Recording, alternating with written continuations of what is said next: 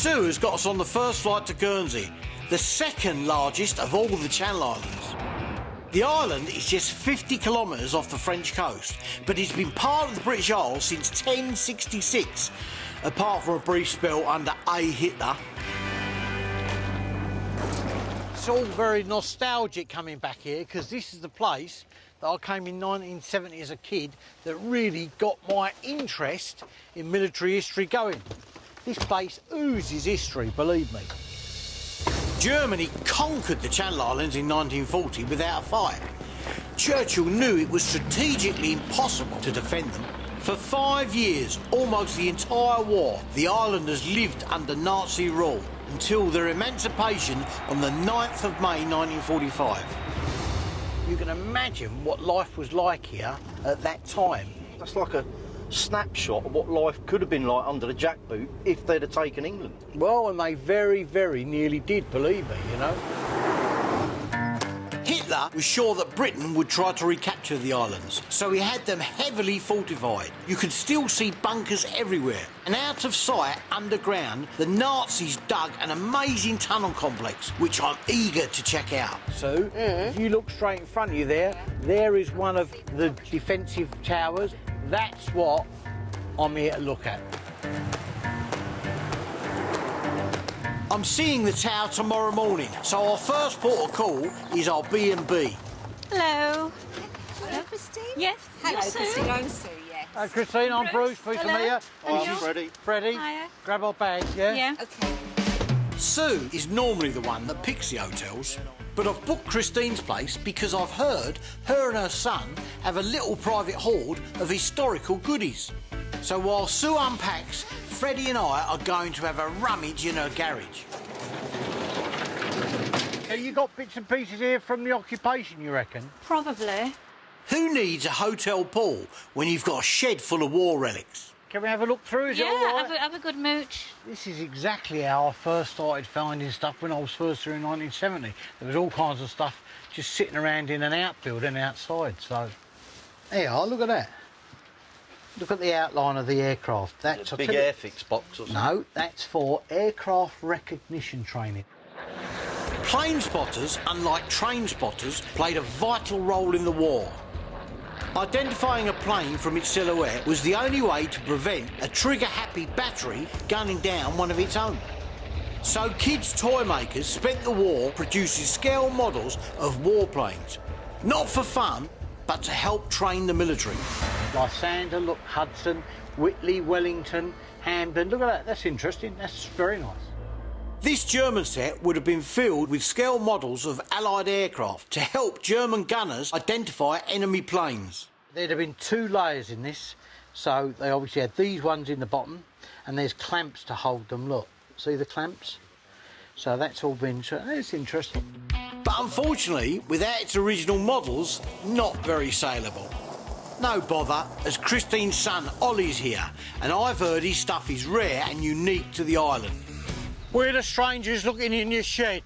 Morning. Hello. How you doing? I'm Bruce. Pleased to meet you. Yeah. This is Freddie. Hi, This is Freddie. Okay, what? But your mum said you might have some bits that we might be interested in. Yeah, I mean, I brought some bits down for you to have a look at. Oh, helmets as well. Yeah. Well, these are interesting. The slave workers made these to swap for food with the locals. I mean, there's that big one, and then there's 2 little ones. To build their fortifications and dig their tunnels, the Germans shipped 6,000 slave labourers onto the islands. Slavs and Jews from Poland and Russia were imprisoned in the only concentration camp ever built on British soil. The Nazis called them Untermenschen, or racial inferiors. They were considered beneath contempt, and many were simply starved or worked to death. Right here on a British isle, slaves had to barter with SS guards to get food and drink. Since they had no money, the prisoners made beautiful little artefacts like these, using what materials they could find. You've got to think how talented some of these people are, and then they've been dragged away from their homes and put to work on building bunkers. So this is the same as making a ship in a bottle, yeah? Then they would have slid them through the neck and then pulled them into place with cotton, and then the water went in there, and then they swelled and stayed in position. They're incredible, mate. I mean, would these people sell, or one of them, or possibly... I don't really want to sell the big one because I've always maybe wanted to let that go in a museum eventually, but Right. I may let one of the smaller ones go. I'd be interested in one of these, yeah? It's going to have to be about 150 quid, Bruce, because again, with the history behind it... No, this whole thing about prisoners of war and people that were in that position I find very interesting. Heart-rending as well. So, for £150 for that, I've got to be honest with you, yeah, I wouldn't even argue. Yeah, I love that, £150. Brilliant. That small bottle is, to me, such a moving piece of history. A little human reminder of the inhumanity of the Nazis. So, listen, we've got something, we've only been here an hour. So what else we got in there? Right, there's something that's a little bit different, but it's very interesting. It was, these little badges were made during the occupation as a form of resistance. You've got the V for victory and the King's head on there. Well, I'll be. Well, they just carved them out of a bit of metal or something. They got a coin. They fretted them out of a coin, and then they sweated the V on the bottom of them. And what they'd done, they wore them under their lapels. When they seen one another in the high street or passing, they would flash them and then flash them So back. it's a little bit of resistance, but you've got to be careful, yeah? Yeah. The V sign was used as a symbol of resistance across occupied Europe, as a piece of graffiti or as a morale-boosting gesture. Used one way, it stood for victory or freedom, and the other way, the Brits used it as a defiant insult to the Germans. It's basically sticking two fingers up at the regime, isn't it? Yeah, that's right. Because I have a love for this island, I'd love to own one of these. How much would you let me have that for? If you're keeping it for yourself, not resale, you can have it for 50 quid. Oh, lovely. Done that, thank you. Listen, I've got to be honest, if I go home with just that, I'll be a happy man. I'm not out to make money on this. It's a symbol of human spirit, decency and bravery. So to me, it's priceless. Right, what else we got in there? These books were printed here during the war for the Germans. OK. I mean, had all the islands in them. So it's a sort of book to familiarise the so occupying troops. Know a little bit about the history of the island and a bit about the Look at that culture. policeman there, look. Yeah. I mean, the Bobby. Yeah, I'm interested in that. How much would that be? 100 quid, Bruce. 100 quid. I ain't even going to argue with it. I find that really interesting because it's the sort of thing that they probably got issued with, read, and then sent home to show that they weren't on the Eastern Front or something like that. And it's in really good condition, very good condition. No, that's nice. Yeah, thanks for that. Great. Nice little bit. Lovely. That book's so detailed it would work as a guide nowadays, as long as you speak German. No, lovely. I'm chuffed with that. Right, what else you got in there, Al? It's a Kriegsmarine helmet, yeah? It's got a nice net on it. The Kriegsmarine were the German Navy, and you can tell this is their helmet from the special eagle on the side. That's nice. Have a look. I guess people do assume that if you're in the Navy, you're at sea on a ship. Yeah, that's but it. they were actually responsible for Most the of the defences batteries, yeah. along all the coast. So, I mean, what sort of money would that be? It's got to have to be 1,000 quid, Bruce. I mean, because of the history behind it, I'd give you 800 quid. 800 quid now. Done deal, mate. Lovely. OK. Kriegsmarine helmets are always in demand and easy to shift, as long as the price is right. Great start of the trip, Ollie. Thanks a lot. No worries. Freddie. Yeah, nice to meet you, Freddie. See you later. Catch you later on. Cheers, Ollie. Tom, mate. Yeah, Sue, look, there it is. That's the Martello Oh, Tower. I see it, yes. It's virtually on its own little island.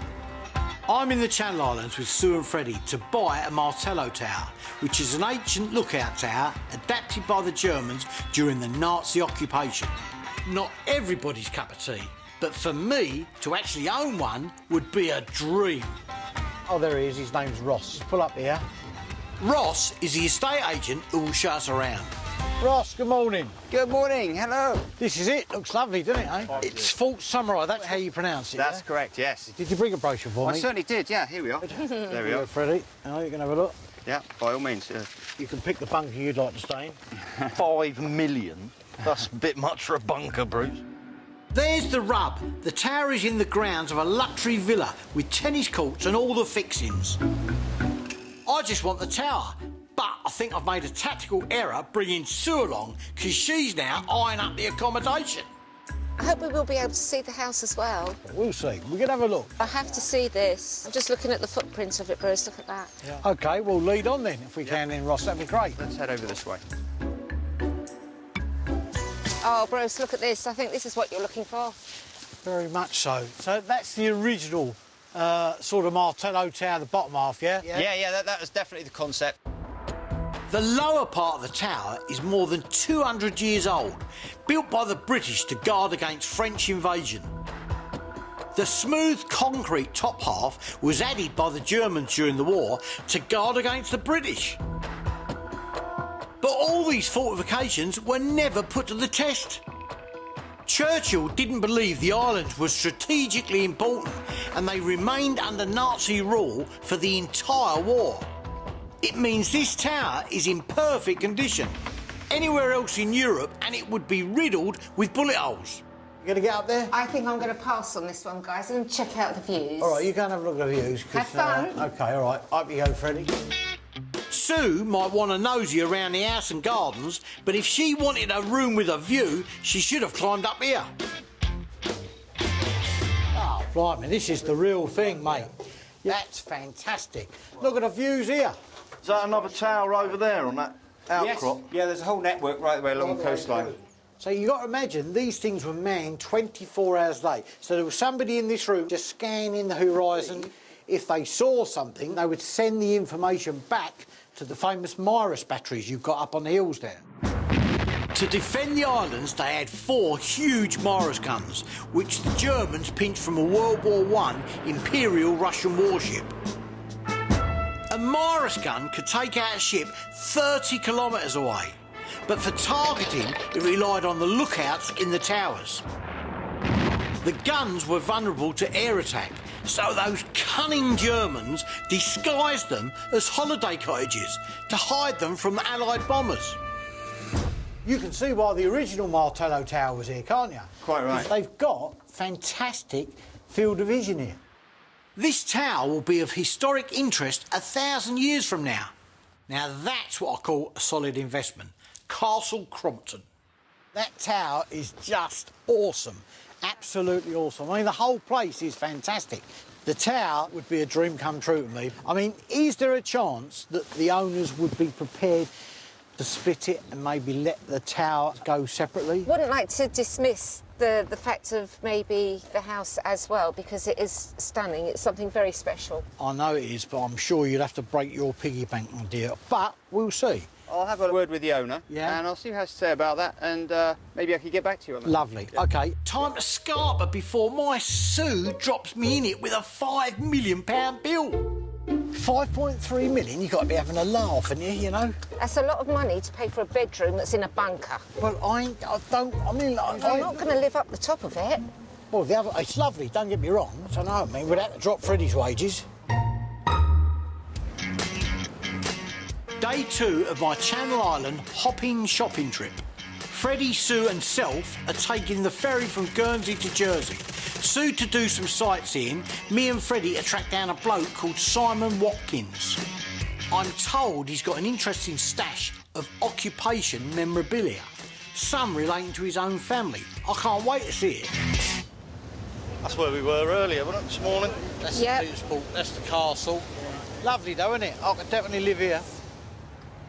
During the occupation, the Germans impounded boats to prevent the islanders escaping. Between here and Britain was over 100 kilometres of water, laced with mines. One brave bloke called Dennis Vibert managed to conceal from the Germans a tiny rowing boat and used it to escape. After 3 terrifying days and nights of rowing, he managed to reach Blighty. And what happened? ATM Customs charged him with importing a boat and fined him 10 shillings. Let's hope our island mission is less traumatic. His name's Simon Watkins and he said he'd meet us here, so... Yeah. Oh, hang on, this has got to be him. Haha, there's your man. Simon! Yeah? No, I'm not Simon. I'm going to take you to him. Oh, lovely. What's your name then? Ricky. You jump in the back then, You yeah? make yourself at home, bud. Right, listen. I shall pass and grab a taxi. I'm going to go to an orchid centre that's here. OK. Keep your phone on you and give us a bell, Oh, all right? have fun. All right, we jump in the back. I'll see you soon, yeah? All right. Cheers, see. Oh, get out of the wind, mate.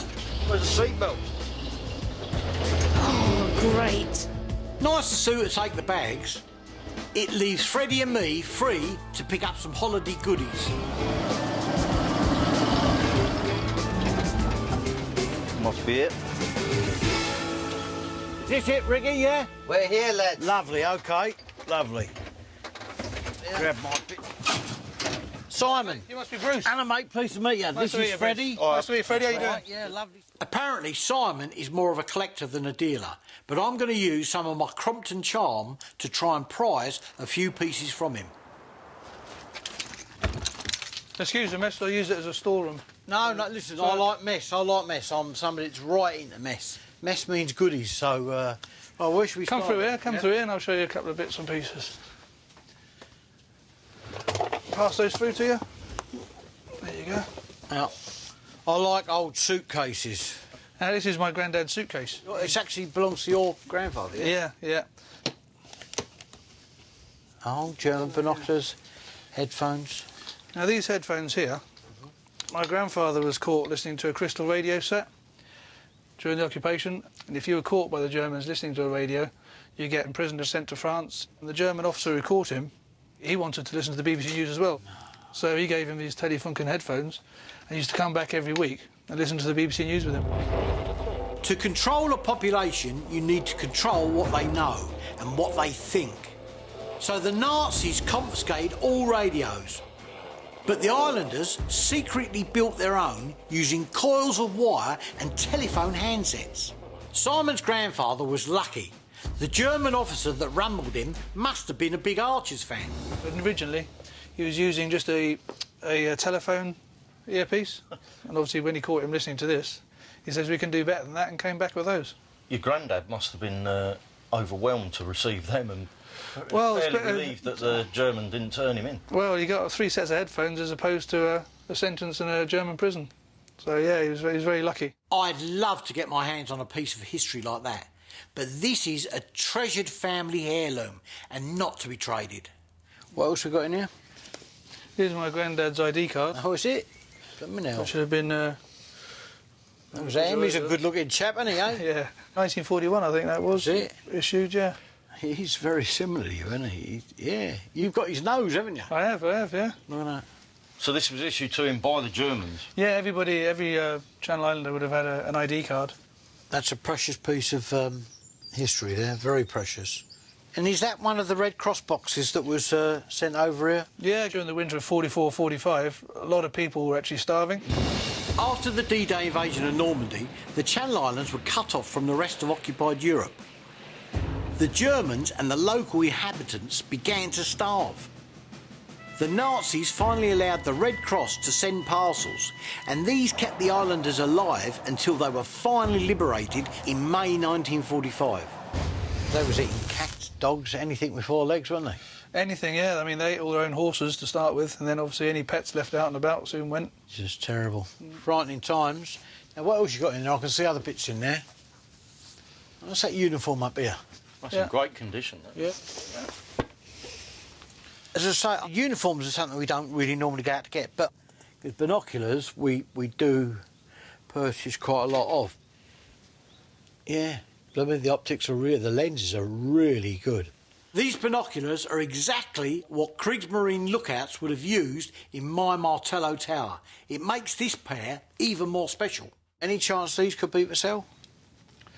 I don't usually sell stuff, but I suppose I could... I mean, what it is, Simon, I've got to be honest with you, I'm really keen to have items that were from Jersey, Guernsey, whatever. Right. This is something I'd be really interested in. I like binoculars. What sort of money would they be? I don't know, really. I haven't really given it much thought. What would they be worth to you? I'd give you 500 quid for them.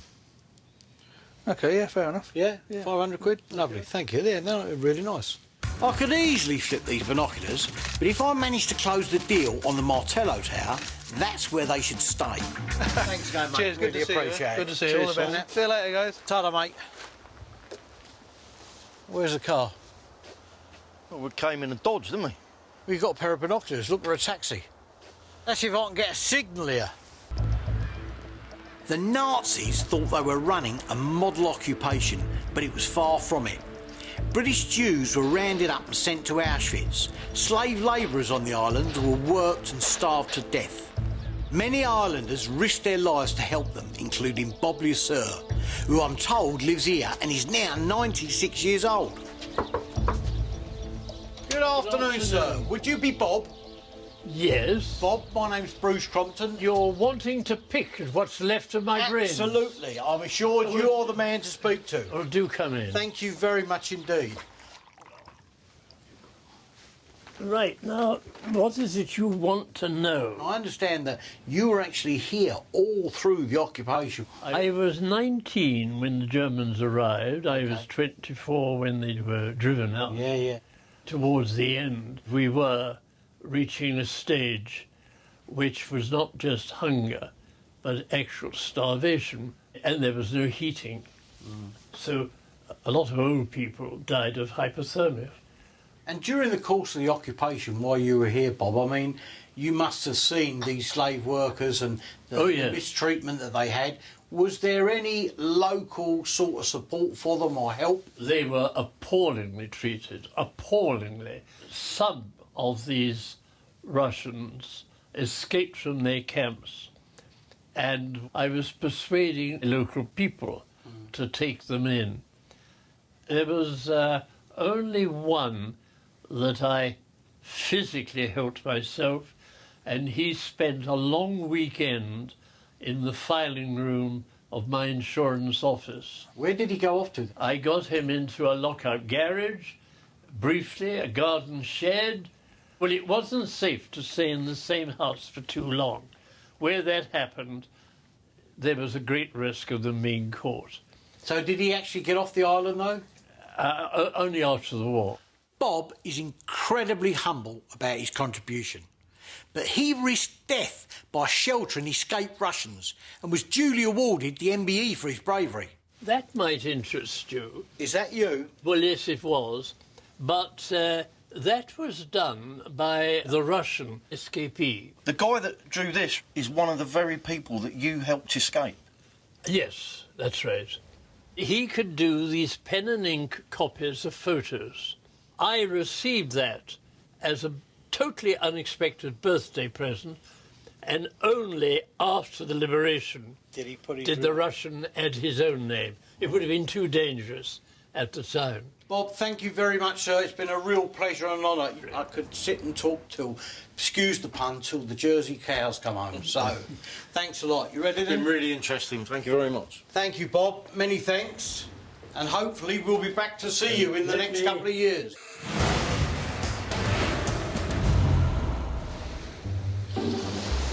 That water don't half look enticing. What's that like? Is it cold? Got the ice cream? No, your feet. Yeah, freezing. Gone numb. Since we arrived, Freddie's been trying to get access to an incredible complex of secret Nazi tunnels, where they hid weapons and vehicles and goodness knows what else. Many of the islands had them, but the one on Guernsey is a massive rabbit warren, and no one's normally allowed in. Just had a phone call, finally. Tracked someone down. He's got access to the tunnels, everything. He's expert on all the stuff. He wants to know if you're interested. 100%, mate. It's exactly what we want, is access to the tunnels, because there's still stuff in these tunnels. See, it's all coming together now, on the beach. Very, very nice. What a lovely scene here. I mean, I've never been here before, so it's great. Is it freezing? I love it. Changed my mind. I'm not coming in.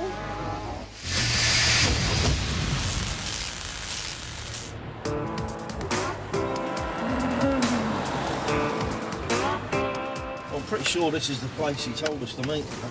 I do worry when you tell me we're meeting men in car parks. The Channel Islands, the only bit of Britain occupied by the Nazis during the war. And after Freddie's call, we're about to meet a bloke who's going to give us exclusive access to the Nazi underground tunnel complex on Guernsey.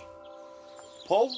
Hi, I'm Freddie. Been speaking to you on the phone. Hello, Paul. Pleased to meet you. Bruce. All right. So you're the man that knows all about the old tunnels on the island, yeah? Apparently so. Can I ask you to lead the way? Let's Sure. go and see what we can find. I'm going to go up through this Lovely. wooded area here. Like a bunch of James Bond super criminals, the Germans dug an underground complex of tunnels to hide troops, fuel and equipment from aerial bombing. One tunnel on the islands was even used as an army hospital with 500 beds. Oh, it's actually got a cage over it then, yeah? Yeah, it's pretty well secure. I can't believe this. You imagine somebody had to dig this out, bare rock. Well, any of these tunnels natural, or they all been dug? No, by hand? all been dug and blasted. So you think of all the slave labour that's been in there, mate? After liberation, the British authorities sealed the tunnels up. I feel like Indiana Jones, and I don't know if the tunnels are safe, but whatever's in here hasn't seen light of day for a very, very long time. Right, just climb straight over, Paul, yeah? Yeah, straight over. I ain't done this since I was a kid. Mind your crown jewels. There you go. This is like the ruins of Pompeii. It's just like history has stood still. There's all kinds of bits and pieces down here. I mean, they really did dump everything, didn't they? They're 88 wings. It's an 88 wing, yeah. Oh, off the anti-aircraft? Yeah. They must have had them all over the island. Yeah, there were 6 heavy flak batteries here. Yeah, I look round. Bullets. Look at those. That's interesting. Everywhere you look, there are rusty relics. This is scrap heap archaeology. Yeah. What is that? Is some sort of ammunition limber? Yeah. But it's for all sorts of Exactly, stuff. yeah. Because a lot of people think the Germans only had, you know, armoured vehicles, but they didn't. Like, most of their army was horse and carts. The driver would sit here, his feet would go on there, the horses would be at the front here, like an old stagecoach. I've seen worse than this being restored. Yeah. You know? It's really interesting, mate. I mean, is there a lot more down here? Yeah. I mean, when was this one built, Paul? Do you know? Work started February 42. How many tunnels are there? There are 21 tunnels. And they're all sort of this scale? Or no, there's a lot of small personnel tunnels for people to shelter in from an aerial bombardment. Yeah, what's that? That's a half-track body. Yeah. Blooming hell, look at that. Now, there you go, that's really... I'm blown away. This rusty pile of metal is the body of a rare German half-track vehicle called an SD-KFZ 8. Built by Daimler-Benz and Krupp, it was used exclusively for towing massive German guns around, just like the Morris ones that guarded these islands. Only around 4,000 were ever built, so even in this rusty, dilapidated state, the husk of this half-track is a real find. Blooming hell, that's incredible. I mean, it's knackered, but I've got to be honest with you, Paul, as a reference, this is invaluable. When we're doing things up, we're always having to refer back to historical photographs and bits and pieces like that, because a lot of this stuff just don't exist anymore. I tried to restore one of these in the past, and we made mistakes because we couldn't find another to get a reference from. They were that rare. Freddie, look, the way that seat folds down, we couldn't work that out. I mean, some of the original wood and canvas is still in here. That's, look at that. Horsehair.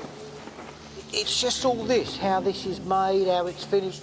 People reproduce them, but they don't use the correct thickness, and although, look, I've just touched that, put a hole right through it. The twins are working on a similar restoration at the moment, so this could really help. Paul, I've got to be cheeky and ask her, would there be any chance of acquiring this? Well, our opinion is do you leave it here as something for people to look at when they come to the tunnel, but it's not going to last. It's not going to be here that long. We'll certainly have a discussion and see what we can do. Having the real deal to study is far more valuable than any book, and I'm willing to pay up to £1,000 for this body, but first I've got to wait and see if it's for sale. Bit eerie down here, isn't it, you know? Yeah, drips. And Great place for a rave, though. The history of the Channel Islands is truly unique, and I'd love to spend more time unearthing stories of the occupation.